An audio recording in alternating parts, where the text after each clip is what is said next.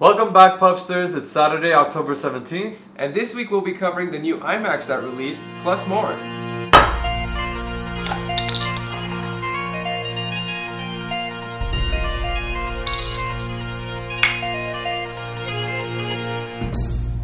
So some iTunes Match news. Apple is aiming to increase the music track limit for iTunes Match from 25,000 All the way up to 100,000. Yes, by the end of this year. So I use iTunes Match, and I have a lot of music, but I haven't hit the 25K mark yet. Yeah, so. I don't know who owns libraries that large, honestly. Yeah, but I have a lot of other things that aren't music too that I listen to. If I spent the time, I'm sure I could get it to hit 25K easily. But I haven't uploaded everything to iTunes Match yet. It's not much of a big story unless you're a big time user and like. Yeah, you have a really large iTunes library. This might be interesting to you. Yeah. But to the majority of people out there, I don't think anyone's toting around 25,000 songs. You know what's interesting? Not many people even know about iTunes Match. So basically what it does is it basically takes all your music into the cloud, but it does something a little bit different. It takes your local music library, matches it to what iTunes has, and you could get rid of that local file, and you could download a higher quality version of the same song, assuming your quality is pretty bad. But yeah, it's a service Steve Jobs announced a few years back, and It was supposed to be a way to get people who have a bunch of pirated music to move over to using legally used music, and then continue purchasing from iTunes because it's like now you have it kind of incorporated into iTunes. Yeah, it kind of forces you into that ecosystem that you're like, okay, I'll just buy the music from iTunes since yeah, everything else is here. and it helped me because I never had music on my iPhone until iTunes Match, because back then there was no way of having a large music library on the iPhone unless you were rich. But yeah, for like $2 a month average, a little over that, but you get to basically have almost unlimited songs on your iPhone, iPad, and on your Macs. Mind you, going this route and not keeping it on the phone, you do have to have service. So if you ever do take a long trip or anything, and there might be a patchy area, you might lose the song signal. Yeah, and normally I would say now with Apple Music and Spotify, most people won't need iTunes Match anymore. But for someone like me who has sermons and video game music and very niche, weird music that's not really like, it's not like Taylor Swift's new album. It's actually like a very niche, individual, independent artist who is like a no name. So like if there are people music like that, or video game music, or just like niche things you listen to, I don't think Apple's music or Spotify will really help you, and iTunes Match would be a better fit in that scenario. But apart from that, again, there's nothing new here. It's just increase in the So in other news, IBM actually decided to go with Mac computers over Windows PC, and as a result, they actually cut down their IT support calls by over 87%. Yeah, compared to PC users. For PC users, what was it? They get about 5% of Mac users calling in for support, versus PC, it's around 40%. This is a big difference, and they're saving a lot of money by cutting stuff on IT. And it just goes to show you, when you invest in something that's more quality, it ends up saving you more money in the long run because of the stability Macs offer. And I think it's not only that, but just the fact that because I'm assuming they all get the same exact platform, all the parts are sourced from the same place. It's like if something's wrong, it's very easy to directly know if this is wrong, then it's the same thing that's wrong here, that's the same thing that's wrong here. Yeah, and that's the funny thing to me, is a lot of businesses, especially, I've noticed, they get Windows computers because they're cheap, and they don't get the good Windows computers. Yeah, they get like the bottom of the barrel, like HP or Dell, like here you go. Like some crap, and it's like it's obsolete in a year. It's already like slow as heck. But we always experience that season. Yeah, I don't understand that. Why don't you just get a good computer and use it for several years? But a lot more businesses are seeing that. I've also noticed businesses switching for security purposes. We all know Macs are much more secure than Windows for regular use. It's made for I guess it's a more simplified OS and a secure Unix. It's there. It works when it works. I mean, when you're in a workplace environment, you don't need all of this, customizability and stuff like that. You have apps that, for whatever purpose you're trying to do. You don't need the computer to be able to do all this other stuff. You just need it to work for the systems that you're using at work. Yeah. So, go the simple route, go the easy route. And what was Microsoft? Microsoft, I think, was based off. Was it Basic? What it was, or DOS, or I forgot what it was. I think it was Basic. I don't even know what I'm talking about at this point. But basically, I know that Unix as a platform, which is a flavor of Linux, it is much more secure, and just a lot of companies, Fortune 500 companies, are switching to Macs now too, which is funny. Longest time, business was associated with Microsoft computers, and now it's like changing in the last 5 to 7 years. That's also mostly due to the fact that support of a lot of those programs are coming to the Mac as well. That a lot of those, there was a lot of database programs and stuff like that that was mostly just on Windows, and now they're kind of either equivalents or the same thing coming over to the Mac. Yeah, and I'm glad I think the iPhone was what changed everything, because with the advent of the iPhone, a lot of developers came to Apple's platform again, and then after a while, it's like that ended up affecting the Mac and bringing the Mac back. Because before that, the Mac was pretty much floundering. It wasn't. Yeah. It was just iPod, and then Macs were just unheard of. You never really got Macs, but yeah, it's really good news. I'm glad to see that more businesses are seeing it. I hope to.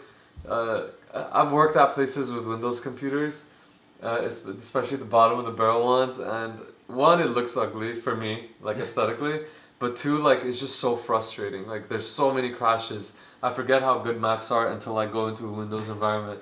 But that's my rant about that. Do you have any like final thoughts or? No, the one thing they were mentioning as well that we forgot to say was the fact that typically in the standard, IT section, they say it's good to have a 1 to 70, like one IT worker per 70 employees. And the average actually in the industry is pretty much understaffed at 1 to 242 employees. Mm-hmm. But then now with IBM switching over to the Macs, they've actually taken it all the way to 1 to every 5,400 employees. And to me, this is kind of ridiculous. I mean, I still think like as good as like the Macs could be, I think you definitely need more than 1 to over 5,000 people as an IT worker. But apparently, I mean, they're getting it to work. I don't know if they're running these guys into the ground or something. It said like they had like 24 IT staff for 130,000 Macs and iOS devices, and so on and so forth. So that is insane. But either that means that they're really understaffed, or it means Macs are just that good, and I'm gonna lean on that they're just that good. I could also assume that considering these are all new Macs coming out, they still haven't developed any issues. I'm assuming anytime, like we all know, once you upgrade to like, let's say, switching from a one OS to like the new El Capitan and stuff, there's always something you find that's not working anymore. Yeah. I'm assuming things like that will pop up. Yeah. But at the same time, I would assume someone would be smart enough to be like, you know what, we're gonna do it to one computer and see if everything works, and then we'll do it to everyone else. I will say this. I do worry about Apple's software, because the hardware has been fine. I mean, there are, it's still the same guys making this stuff, but the biggest degradation I've seen with Apple has mainly been with their software. iOS 7 and 8 were buggy as heck. iOS 9 isn't even perfect. It's far from it, actually. And that was supposed to be the stability and the good update. I mean, it improved a lot, but it's nowhere where it used to be. And same with Macs. Yosemite was a problem, and I'm really hoping that Apple doesn't try to keep up with features. I know they're a tech company and they have to, but it's better to release things that work rather than dealing with headaches. And they need to keep that quality. So in the future, as businesses get more Macs, I'm hoping they don't regret it because of future versions of Mac OS X. So hopefully. So Apple recently announced a quality program for those of you who are suffering issues with your Retina display MacBook Pros. Yeah, some people have been saying that their anti-reflective coating has been peeling off or scratching off for one reason or another. And Apple stated that if you have had, first of all, if you take it in by October 16th, 2016, you are covered, regardless if your warranties run out or not. After that point, you'll have to have it within 3 years of original purchase for you to be able to get covered on that. Yeah. So if you do have that problem, do take it into Apple now don't wait. Have it fixed, and no cost to you. It'll be fixed for you. Yeah, and it does look like for some of these displays it's been User error. yeah, like they cleaned it wrong.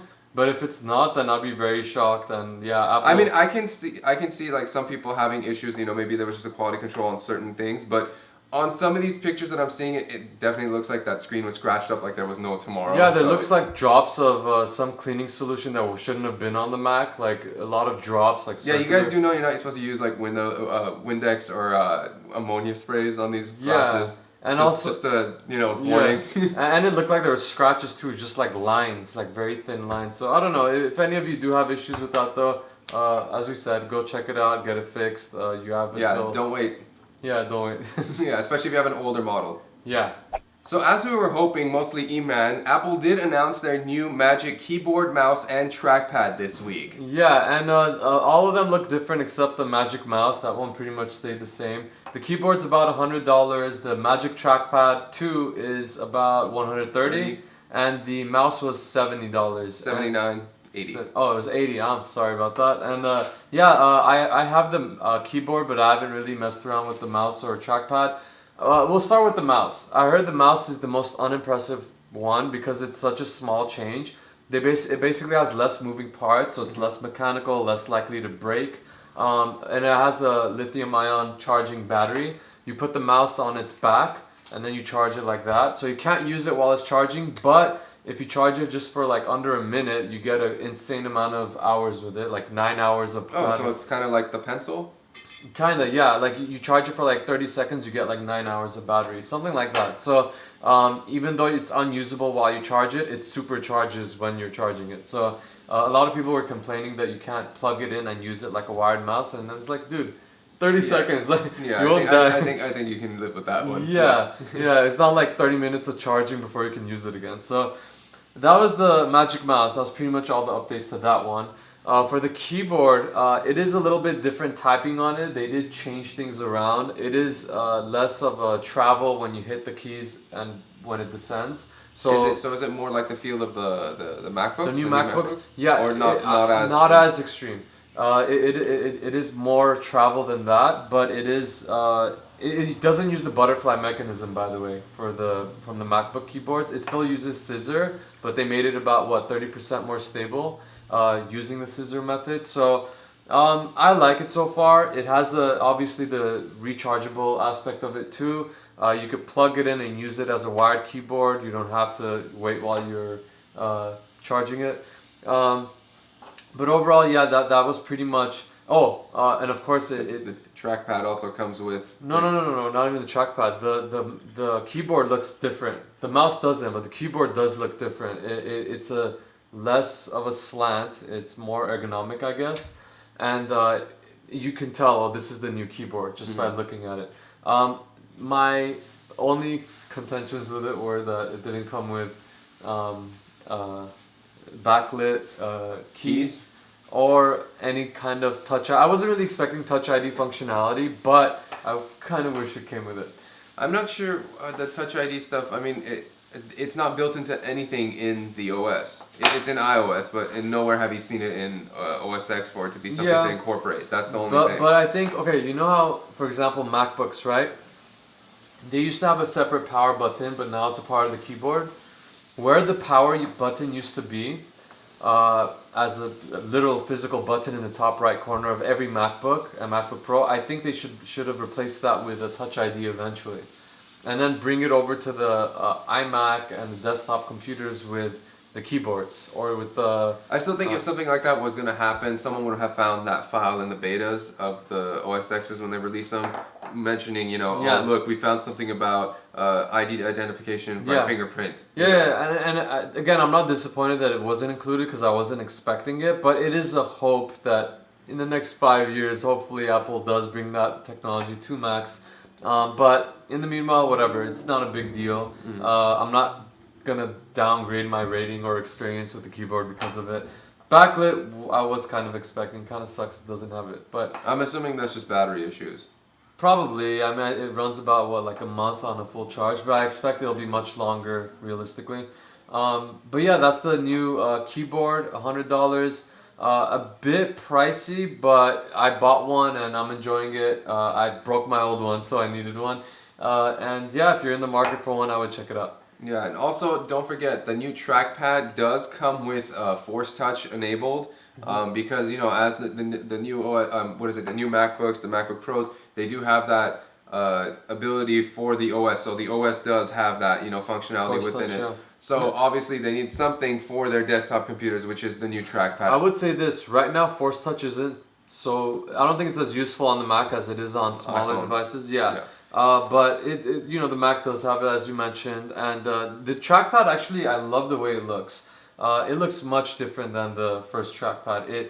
The last trackpad just kind of had a grayish silver color to it. The new one is white. It has this white. So your fingerprints will show a lot more. Yes, but it does have that Steve Jobsian like clean look. It's very pristine.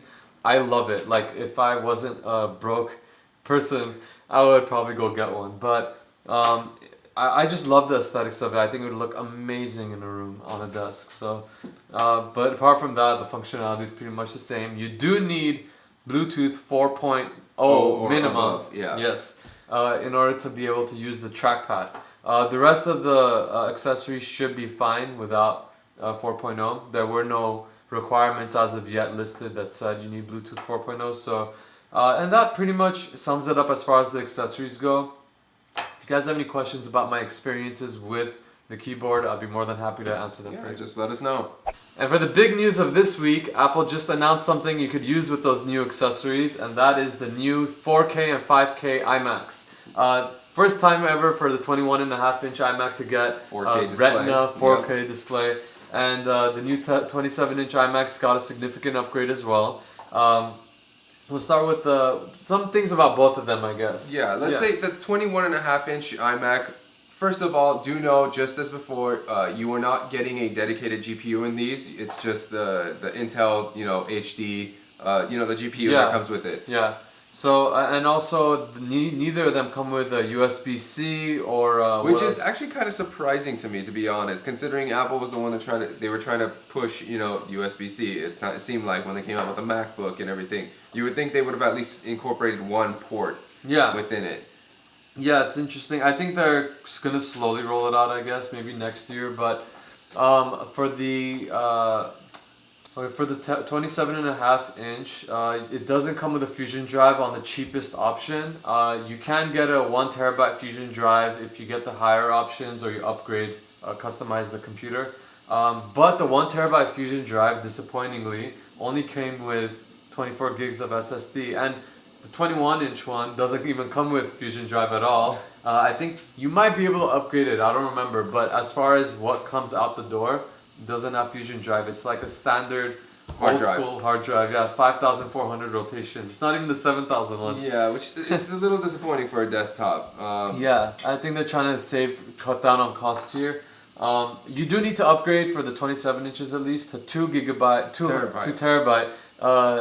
Fusion drives to get 128 gigs of SSD. Now, I think that's the biggest bottleneck with this system. The memory is probably the biggest speed improvement possible. And the 27.5-inch, or not 27.5, 27-inch iMacs, they actually are able to be upgraded all the way up to 64 gigabytes of RAM. One thing to note, on the 27-inch, you can still, do it yourself. You can still swap out your RAM cards to upgrade. But on the 21.5-inch, the 4K monitor, iMac, you cannot upgrade it yourself. You have to get it upgraded when you're purchasing because it's going to be soldered on. Yeah. That's the one thing downside to this. It's going to be like the new, like the Retina MacBooks and everything. All the equipment's actually soldered on, so you can't upgrade in the future. So if you're going to need it, pick it up from the beginning. Yeah. It's going to be costly, but you don't really have an option. Yeah, and if you are getting a 27-inch, don't upgrade the RAM on the website because it's way too pricey there. You could get something much cheaper through a third-party solution that is compatible with your iMac. So we checked that out, just an FYI for you guys. Yeah. Now, besides all that, the display technology on the screen itself, it does display more color. I think they said about 20% more color that the previous displays weren't able to show. Now, I don't think most people will notice this, but Apple it'll be good for anyone who's doing any kind of photo editing or video editing. Yeah, and you know, most people won't notice it again. But I do think that Apple's always been big on the display being very, very high quality. Like it's the window into the whole experience, and whether it's the iPhone 4 with the Retina display that was like revolutionary at the time, or the iMacs, they're always pushing the displays to be top notch, and I really love that about them. And I think this iMac's a really good one. But again, they did come in cheap with the 27-inch Retina ones, and it's obvious why now because their parts are pretty cheap. So if I was getting it, I would kind of think this iMac is really a few $100s higher than what their Low model bases, yeah. Yeah, like don't go with the low model one. Like at least get a little bit of an upgrade because if you're spending that much money, you might as well have a good experience, right? Yeah. So and mind you, with the new Skylake processors, again, these iMacs are up to 20% faster than the last generation iMac, so you do get that speed increase as well, processing power. So that's one other plus side with these Macs. And another negative downside is that the RAM is DDR3.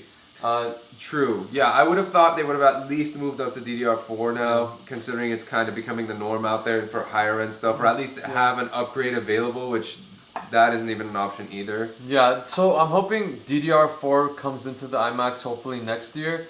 It's not. I don't think it's a huge difference.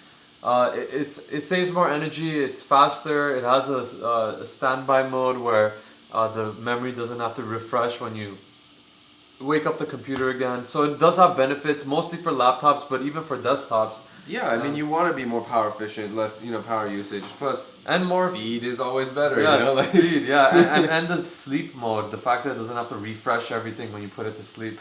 But yeah, I really was hoping for that technology. Again, things I hope for and I don't get. So I'm sitting out of this one. I am saving for an iMac. I'm gonna get one next year. Honestly, I can say if you did want one of the 21.5-inch ones, it is a good upgrade because you do now have that 4K display. That in and of itself is the a 21-inch one. Yeah, yeah. That in and of itself is a good upgrade to have. If you need Yeah. a 21.5-inch iMac, the 4K display is great for you. Yeah, if I didn't need such a big screen, especially with El Capitan and the split view, I would go with the 21-inch. If I wasn't gonna game either, because if you're gonna game, you need the video card. Yeah. Especially on a 4K display, there's no way, in my opinion, you'd be able to enjoy a good quality. Yeah. So, but overall, again, a lot of these are built for people who don't care about the efficiency and speed and all that, but for techies, it's an all-in-one. Yeah, it's supposed to be an all-in-one, good to go. Desktop. It's the pros. The iMac Pros. Those are the Mac Pros. Those are the ones that are definitely there for the people who need the power. Yeah. But just for the middle ground consumer, not the pro user, but not the low user, you would expect to have something there like DDR4. I would have assumed would definitely have been there.